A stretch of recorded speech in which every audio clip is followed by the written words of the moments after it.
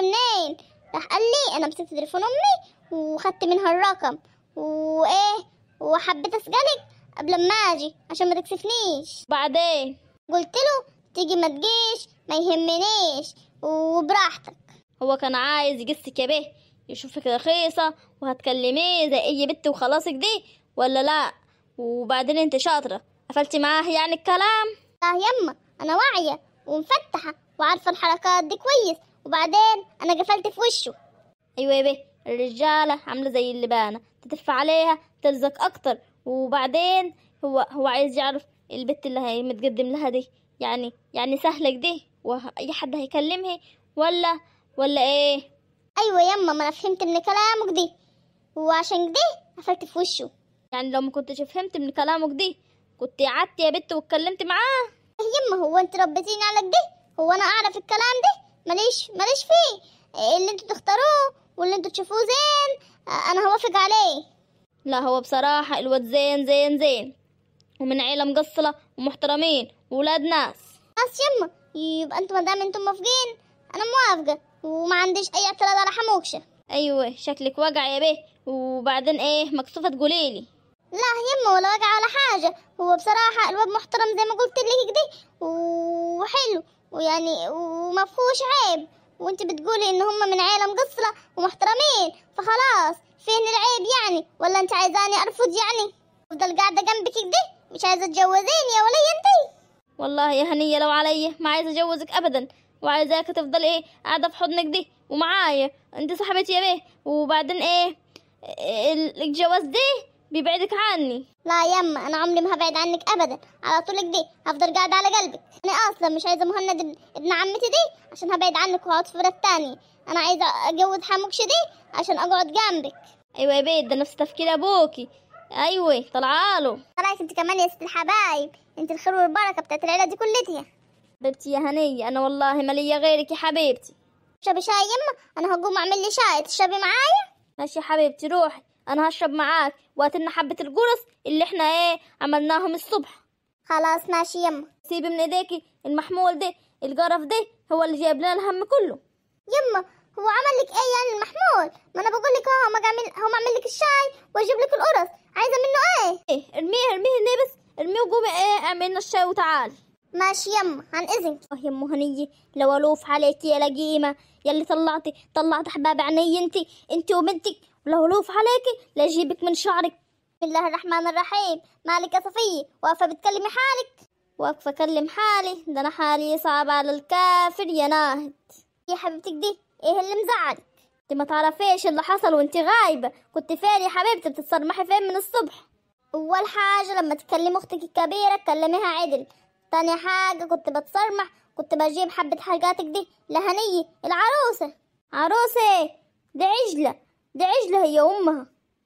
عيب يا بت ليه بتقول عليها كده؟ وبعدين انا مش شايفاها من ساعة ما رجعت، ولا هي ولا امها. في ايه هما مشي ولا ايه؟ ايوه غاروا راح على دارهم بعد ما عملوا المصيبة. انا مش فاهمة ليه عمالة تتكلم عليهم بالطريقة دي اول حاجة، تاني حاجة ليه مشوا يعني راح على دارهم ليه؟ مش هما تعبانين وما ينفعش يقعدوا لحالهم؟ مين اللي هيخدمهم دلوقتي؟ ليه هيقعدوا هنا واحنا اللي نخدم عليهم طول بقية حياتنا يعني ولا ايه؟ مالك يا صفية في ايه يا حبيبتي قوليلي؟ اقول لك لا يا حبيبتي، اللي حصل ولا يتقال ولا يتشرح، ده ايه دي مصيبة كبيرة. ليه كفر للشر اللي حصل؟ شمناها طلعت مش حامل. لا والله ليه؟ يا حول الله يا رب، ده زمن سعيد دلوقتي زعل قوي. لا يا اختي ما سعيد ما يعرفش حاجة، وهنية اللي انت عايز تاخديها لمهند طلعت رجليها مش مكسورة ولا حاجة. بتهزري؟ ليه يعني؟ عرفت منين الكلام دي؟ عرفت، دخلت عليها هي وامها كانوا بيتكلموا وبيتحددوا في الموضوع، ومهنية قالت إيه انا ولا حامل ولا غامل، وانت يا بنتي ولا رجلك مكسورة ولا فيها حاجة. وانا دخلت في الحتة دي بقى، وبعدين ايه عينك ما تشوف الا النور، قعدت اصرخ اصرخ اصرخ وانادي على امك لحد ما جات. وبعدين امك جت ايه مسكتها من شعرها وايه وقالت لها لو ما طلعتش حامل انا هجوز سعيد عليكي. يا لهوي كل ده حصل وانا مش موجودة؟ ولسه استني بس، وبعدين ايه رحنا وجبت لها ام جميل الداية اللي هي مش كانت عايزاها، كانت عايزة تروح للدكتور بتاعها عشان ايه يطبخوها سوا. رحت جبت لها ام جميل وجيت، راحت طبختها مع ام جميل واتفقوا ان ام جميل تقول ان هي حامل، وام جميل قالت ان هي حامل فعلا.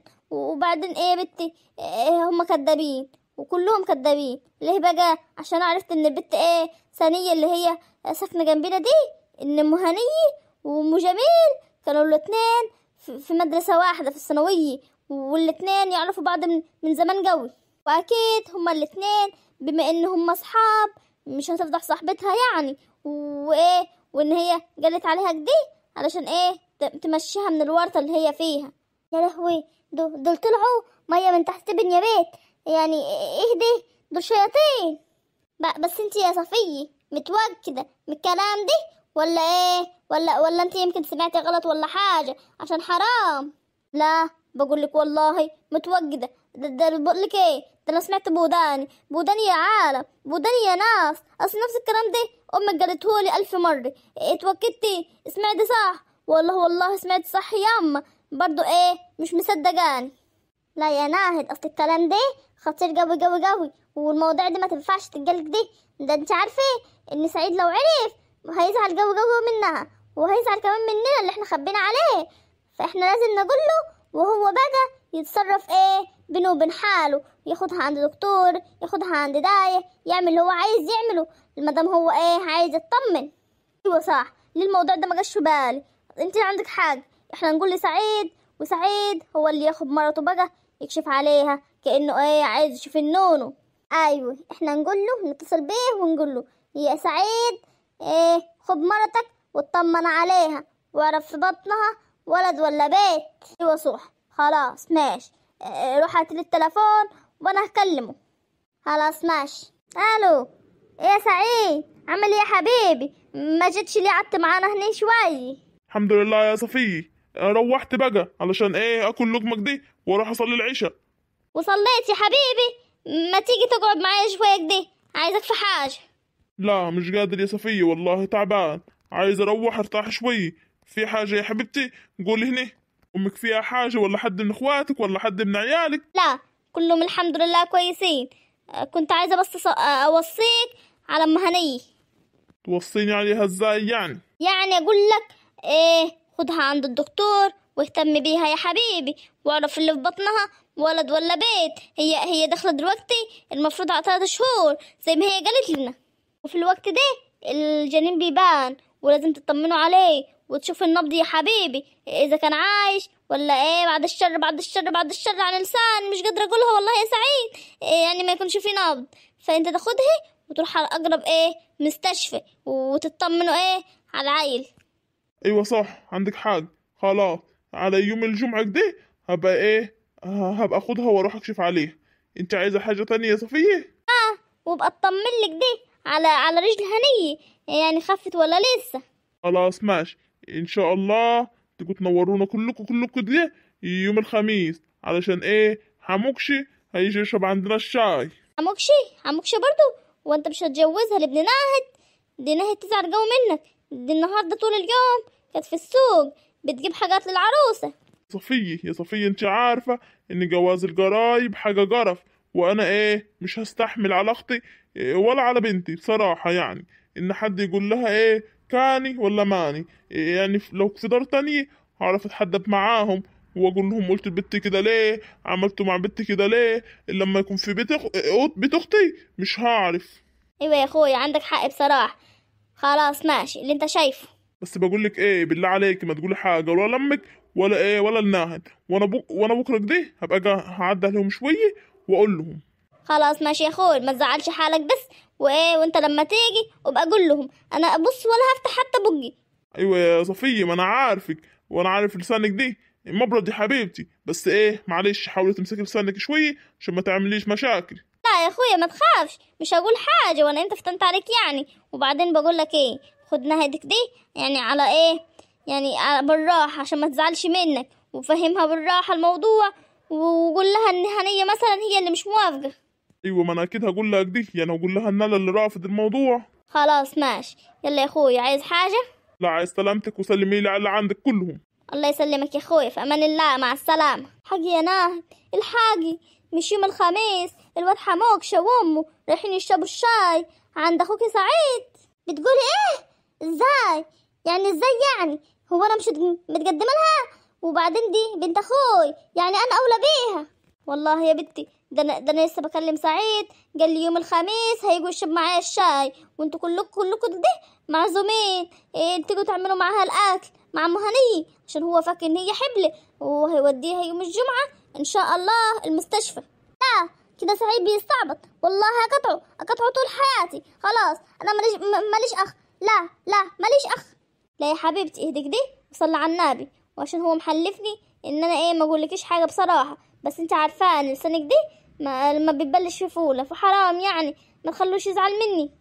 يزعل ما يدفلك، وبعدين ده انا هقلبها فوقيها تحتيها. وازاي يرفض ابني؟ هو انا ابني يترفض ويروح يقبل حته الحموكش دي بتاع الجارد، ويرفض ابني انا المتعلم اللي معاك دي؟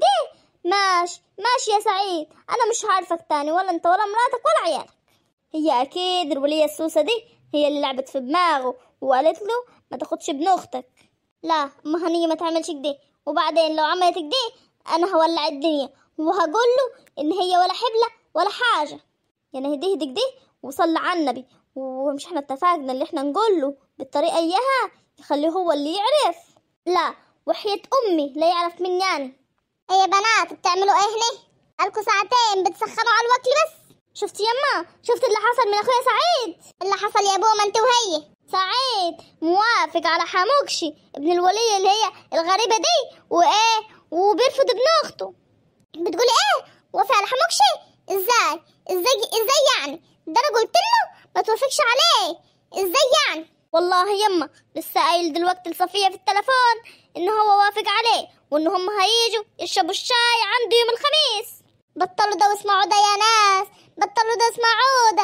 ايه بيقول لنا كده زي الغرباء؟ اما هو ده اللي مضايقك بس، وانا ابني يترفض. بنتي ما اقصدش كده، بس يعني حتى لو هيوافق عليه ومديلهم ميعاد ما يقولناش؟ لا يما هو كان هيجي بكره ويقولك وعايزنا نروح نطبخ مع ام هنيه، ما هو فاكر انها حبله. بنتي ما حبله يا بيت، مش جبنا ام جميل وقالت لنا هي حبله؟ لا يما هقولك على حاجه بس ما تتفاجئش كده، ام جميل دي طلعت كانت صاحبه ام هنيه في المدرسه. لا بجد؟ وليه ما تقوليش ان انت يا حبيبتي اللي ترشيتي؟ يما هو انت بتشك ببنتك وبعدين اترشيت وانا هترشي في حاجه زي دي يما؟ هلبس نفسي نصيبها؟ اكيد لا. احنا فكرنا فكرك دي هنخلي سعيد يعرف، وهو اللي هير انها العالقه. فكرت ربنا يستر من مصايبك يا شيخه. هنقول له ان هو يروح يطمن عن نونو في المستشفى وياخد ام هنيه يعمل لها زي سونارك دي، ويعرف يعني هو ولد ولا بيت، ولما هيعرف اصلا ان مفيش نونو ويطلع عينيها ويطلقها، وانت تجوزيه او ما طلقهاش يتجوز عليها، وده احسن عشان نغيظها ونكيدها. بري منك يا شيخه، ده انت دماغك دي دماغ شيطان. المواضيع دي هي ما دلوقتي قوليلي عشان اخويا دي انا بصي هطربها فوقيه. يا بنت لما يجي بكره ان شاء الله انا اكلمهولك واخلي الموضوع ده كله يتفاض. بالله عليك يا ماما تقولي حاجه عشان اخويا ما يزعلش مني، انت عارفه لساني، اسكت يا لساني ما رضيش يسكت. ما تخافيش ان شاء الله بكره انا لما يتكلم يعني ويقول لي انا هروح رافضه الموضوع كله. خلاص ماشي.